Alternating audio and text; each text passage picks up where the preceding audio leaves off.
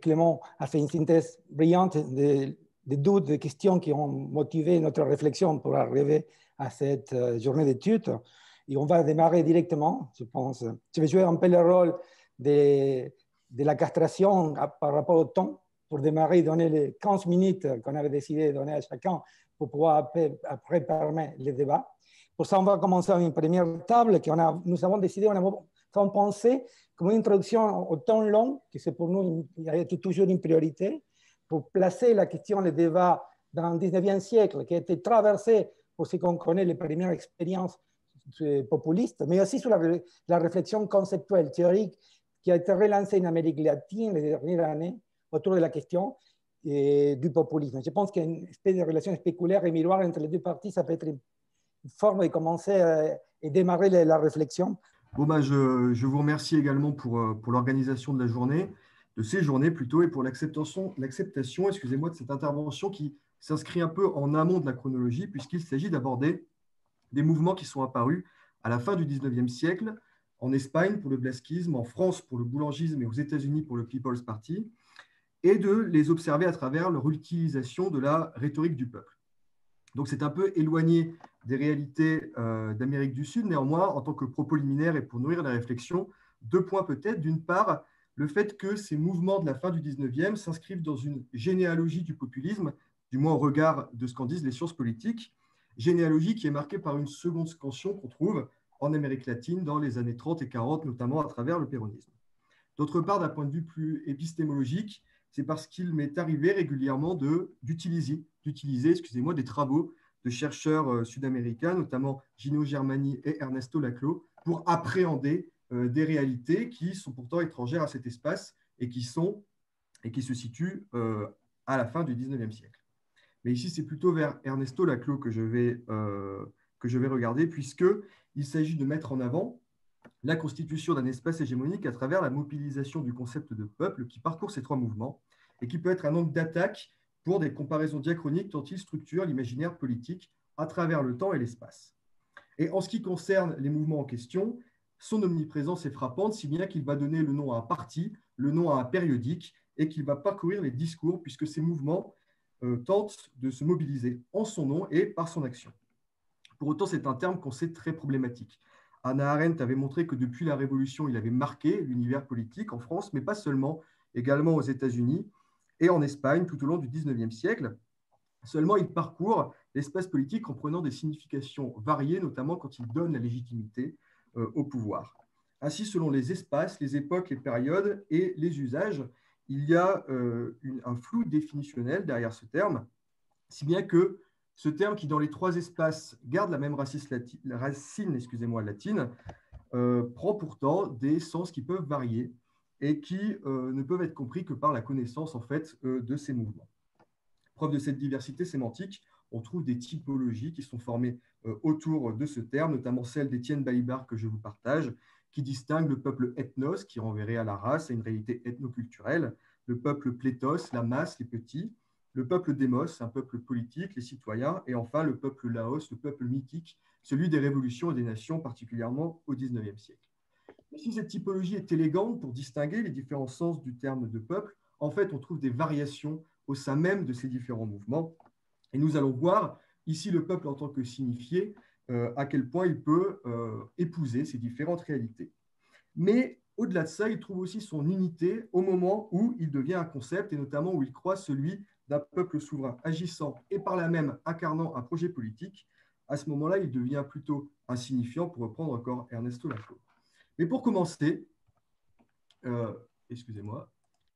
pour commencer, nous allons voir le peuple en tant que signifié, un peuple en trois dimensions, en fait, qui recoupe les différentes catégories qui ont été dressées, pour montrer finalement comment, au sein de ces mouvements, cette thématique croise en fait différentes significations. En commençant par évoquer un peuple civique, un peuple souverain, puisque ces différents mouvements s'inscrivent dans une mouvance républicaine de laquelle ils sont issus, une mouvance républicaine radicale, très portée sur les questions démocratiques. Et le peuple ici trouve avant tout son sens en tant que citoyen, avec le terme souveraineté qui revient le plus régulièrement, si bien que quand on cherche dans les sources, les occurrences du terme peuple, on le retrouve souvent associé à celui de souverain, souveraineté, à des attributs royaux, ou encore à celui de liberté, qui est un des grands thèmes de cette citoyenneté. Si bien que finalement, citoyen et république finissent par être entendus comme des termes synonymes, la République étant comprise par ces mouvements comme le régime dans lequel le citoyen souverain, le peuple souverain, est amené à exister.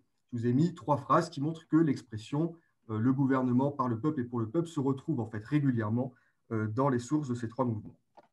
Si bien que même, on peut aller encore plus loin en montrant que gouvernement et peuple finissent par se rencontrer et se confondre, ou alors être très intimement associés. Ainsi, dans les journaux boulangistes, on retrouve l'expression « La République, c'est moi », dit le peuple, ou encore « La République appartient au peuple ». De cette définition du peuple souverain, du peuple citoyen, découle, dans un deuxième temps, celui du peuple patrie, qu'on retrouve aussi très régulièrement.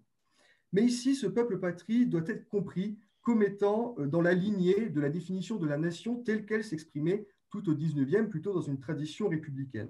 C'est-à-dire que le peuple, en tant qu'il est l'incarnation de la patrie ou l'incarnation de la nation, d'ailleurs les 3 termes parfois sont employés avec des valeurs égales, est entendu comme une entité qui va porter un certain nombre de valeurs. On trouve par exemple, quand on prend le terme nation, les mêmes qualités qui lui sont imposées que à celles de peuple, notamment libre et souveraine, si bien qu'on comprend la souveraineté nationale dans ces mouvements, non pas comme une souveraineté gouvernementale telle qu'elle avait été définie par CIS, mais comme une souveraineté populaire à l'échelle diplomatique. Puisque le nationalisme en fait, de ces mouvements, qui est exacerbé, s'exprime contre un étranger qui lui est toujours extérieur, mais à l'extérieur de ses frontières, contre d'autres puissances qui ont deux qualités, celle d'être différente d'un point de vue politique et celle de vouloir enlever la souveraineté à la nation considérée comme incarnation de certaines valeurs. Ainsi, aux États-Unis, le People's Party va attaquer les monarchies européennes et brocarder particulièrement la Grande-Bretagne, qui voudrait coloniser à nouveau les États-Unis républicaines à travers les talons or et la finance. Les boulangistes, très hostiles et obsédés par l'Allemagne, dénoncent son régime impérial face à la République et l'accusent d'avoir enlevé la souveraineté de ce pays sur certains territoires, notamment les provinces perdues.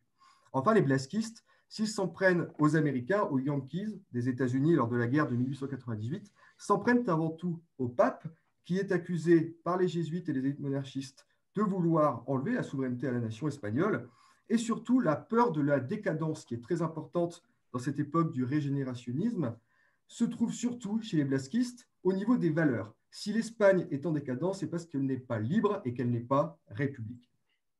Enfin, le peuple trouve une signification sociale dans un contexte de la crise du XIXe siècle qui a des répercussions importantes, hausse du chômage, mouvements sociaux, misère pour une partie de la population, et trouve du coup une signification des petits. Le peuple représente cet ensemble de petits. Il est varié. Évidemment, le People's Party qui naît depuis les fermiers met avant tout en avant cette partie de la population, mais vise également les ouvriers, les salariés ou les petits commerçants.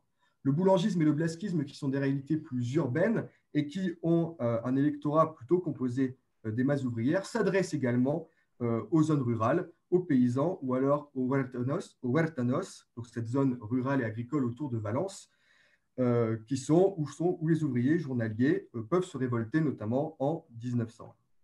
Mais au-delà de ces catégories, on retrouve aussi toute une petite bourgeoisie, un ensemble de classes moyennes, des médecins, des enseignants, des commerçants, des petits patrons qui composent ce peuple, finalement tout un tiers-état relatif aussi aux différences qu'il y a entre les cadres de ces mouvements, qui sont souvent issus de ces catégories de la petite bourgeoisie ou de la classe moyenne, et leur électorat, ou du moins celui qui est visé. Ainsi, on trouve des catégories englobantes, travailleurs, producteurs, ou encore common people aux États-Unis, ou los de abajo, ceux d'en bas, qui essayent d'englober une réalité plus vaste. Finalement, on trouve une définition du peuple comme du peuple signifié, celle des citoyens, patriotes et travailleurs, dans une tradition qu'on retrouve déjà dans le républicanisme au XIXe, ou aux États-Unis, on dira d'une tradition jeffersonienne. Mais finalement, cette totalité est fortement hétérogène, comme on l'a montré, et surtout ce peuple tel qu'il est défini brille par son absence dans le contexte dans lequel se trouvent ces mouvements.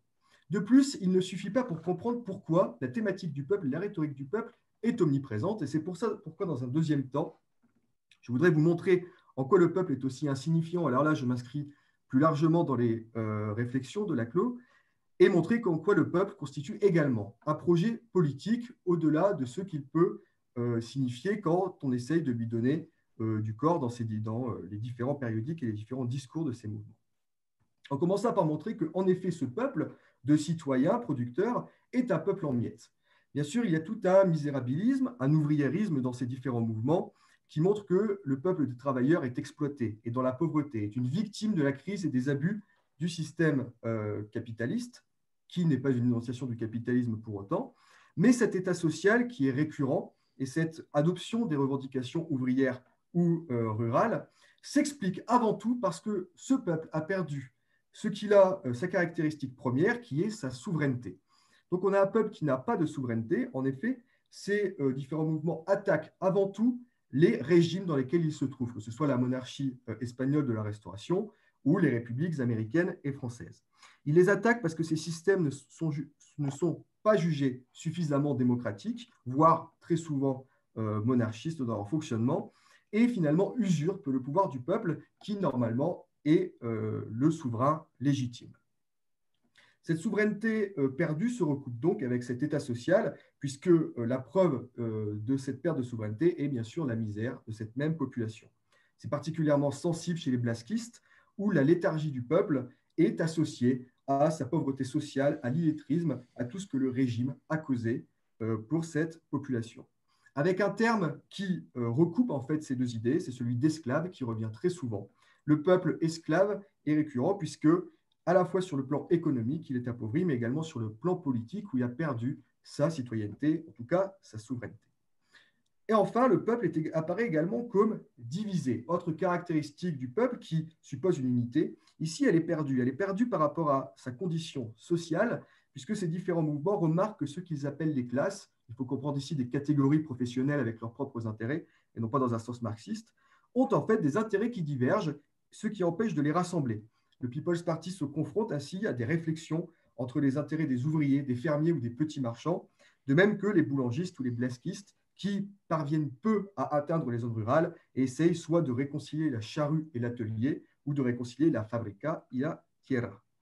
Cette division sociale se répercute sur une division politique, puisque le but de ces mouvements est de réconcilier, de faire face à ces divisions. Les boulangistes proposent une république ouverte à tous, et ce que signifie, selon les espaces, par exemple, aux États-Unis, mettre fin au sectionnalisme et à l'héritage de la guerre civile, ou pour les boulangistes réconcilier catholiques et républicains, en accusant à chaque fois les partis en place, le régime en présence, d'être celui qui a causé cette division. Le bipartisme américain est accusé de jouer sur les souvenirs de la guerre civile, de secouer la chemise ensanglantée, comme on dit à cette époque, ou encore les boulangistes qui accusent les partis de diviser volontairement la population au service d'intrigues politiques et de permettre leur élection.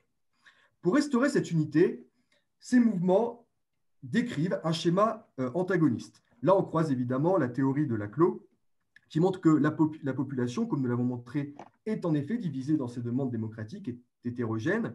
Les relier, leur donner une équivalence, faire une unité de ce peuple passe au prix d'un antagonisme. Cet antagonisme est censé faire apparaître le sujet populaire, et là, il apparaît entre le peuple souverain en face d'une oligarchie. Cette oligarchie est en négatif par rapport au peuple sur les différents aspects que nous avons pu voir. Face au peuple travailleur, il y a les riches, ceux d'en haut, et leur incarnation locale, que ce soit les trusts, par exemple, aux États-Unis, qui exploitent et mettent dans la misère le peuple. Face au peuple souverain qui a perdu cette souveraineté, il y a les gouvernants qui l'ont usurpée, qui sont corrompus et qui sont souvent au service ou qui appartiennent à l'oligarchie elle-même. Enfin, il y a une exclusion entre le peuple patrie d'une part et ses dirigeants, cette oligarchie qui est à la fois étrangère et aux mains de l'étranger, système le plus efficace en fait pour les rejeter en dehors de la nation. Ainsi, les élites monarchiques espagnoles qui se soumettent aux Yankees pendant la guerre ou au pape sont jugés comme étant des ennemis de l'intérieur, des ennemis de la patrie. La figure de jésuite, en particulier, symbolise cet ennemi de la patrie qui abdique face au pape. Plutôt face au money power britannique, les élites américaines sont accusées de laisser faire ou même d'être associées. Et enfin, en France, on trouve des élites qualifiées de bismarckiennes qui détournent bien sûr la population et le peuple du destin européen de la France à travers la colonisation. Il y a donc au sein de l'oligarchie une circularité entre ces différents thèmes, c'est-à-dire l'étranger, les riches, les gouvernants, qui fait face à ce peuple de travailleurs citoyens qui est souverain. Cette opposition, et c'est important de le souligner, se fait sur le terrain du pouvoir politique. On a un peuple souverain, sa qualité première est d'être justement souverain au niveau politique, face à des termes qui sont oligarchie ou plutocratie, qui renvoient à ce pouvoir, même si elles subsument plusieurs réalités. Et c'est là qu'apparaît en fait le dernier moment de cette rhétorique, qui est l'interpellation démocratico-populaire, pour reprendre l'expression de Federico Tarragoni, qui est reprise à Laclos, et qui présente le peuple comme une solution légitime et comme un projet politique. Alors bien sûr, cette interpellation du peuple a un côté légitimant pour ces mouvements, puisque le peuple est légitime, il est souverain, se mettre de son côté, voire dire qu'on en fait partie, donne une légitimité à ces différents mouvements. Néanmoins, ce n'est pas une pure démagogie, c'est une réelle interpellation. Et là, on trouve une autre figure de ce peuple dans cette rhétorique, un peuple mythique, le Laos, comme disait Balibar, qui est en fait un peuple qui fait l'histoire, un peuple qui est en action, une action populaire dont ces mouvements sont en fait une nouvelle scansion, une nouvelle incarnation. Cette fois-ci, elle passe par le suffrage universel, mais qui s'inscrit dans un cycle révolutionnaire commencé à la fin du XVIIIe siècle. Ces trois mouvements s'inspirent et prennent comme modèle les différentes révolutions, notamment la Révolution française, qui parcourt les trois mouvements. Et là, il y a une nouvelle étape où le peuple est acteur à travers les mouvements. En Espagne, il y a l'idée que les masses ouvrières vont faire la révolution politique ou encore vont sauver l'Espagne en se sauvant elle-même.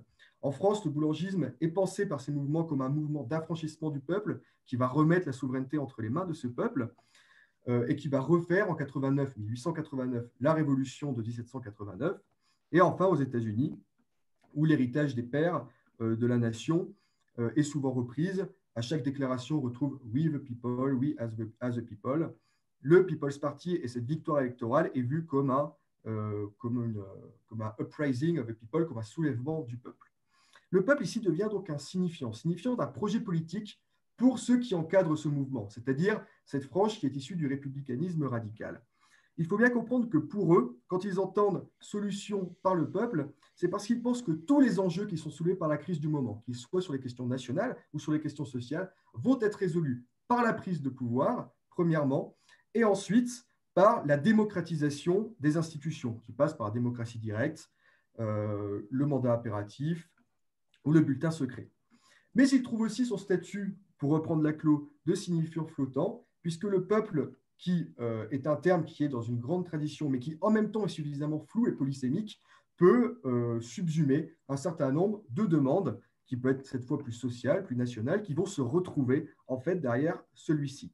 La demande démocratique ainsi de ces républicains radicaux se retrouve à devenir un signifiant vide à travers cette expression de peuple souverain.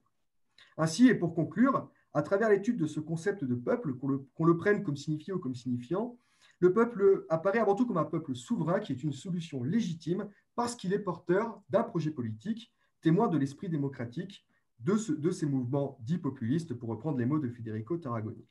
Aux enjeux socio-économiques ou à ceux touchant la nation, répondent en fait la prise de pouvoir et la démocratisation des institutions au moment même où le socialisme balbutiant va mettre la question sociale en avant, ou que des mouvements nationalistes, xénophobes, plus fermés, qui prennent une vision de la nation plus ethnoculturelle, apparaissent, voire même peuvent être repris par les systèmes qui sont en place.